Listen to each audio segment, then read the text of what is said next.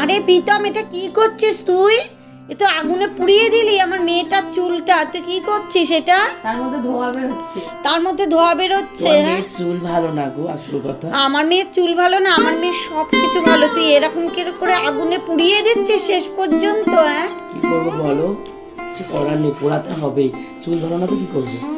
আবার ফু দিচ্ছিস, আগুন নেবানোর চেষ্টা করছিস? হ্যাঁ, হ্যাঁ, একদম পুড়িয়ে একদম আগাগুলো তো ভেঙে ভেঙে ফেলে দেবো। ফেলে দিচ্ছে। চি চি চি চি চি চি, ননি ছি ছি, প্রীতম ছি ছি।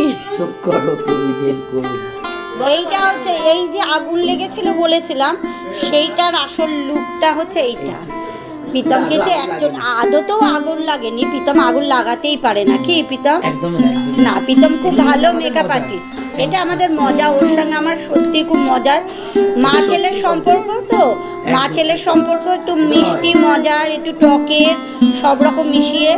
মানে ও আমাকে এক এক সময় দু চোখে দেখতে পারে না, আমি ওকে দু চোখে দেখতে পারি না, কিন্তু অন্তর থেকে আমরা ভালোবাসি। এটা হচ্ছে আমাদের ইনার ভালোবাসা। এটাই আমাদের ভালোবাসা। হ্যাঁ, এই যে সুন্দর চুলটা প্রীতম তৈরি করে ফেলেছে। এই যে মানুমা, একটু কিছু বলে দাও প্রীতম সম্পর্কে। প্রীতমের ব্যাপারে কি আলাদা করে কিছু বলার নেই, ও এত সুন্দর করে সাজায়। আমি মানে প্রত্যেকটা অনুষ্ঠানে ওর ছোঁয়া না পেলে আমার ঠিক ভালো লাগে না। এবার তোমার নখটা আমাকে দিয়ে দাও, আমি একটু নখটা কেটে দিই। আমার মা যখন আমার নখ কেটে দিচ্ছে,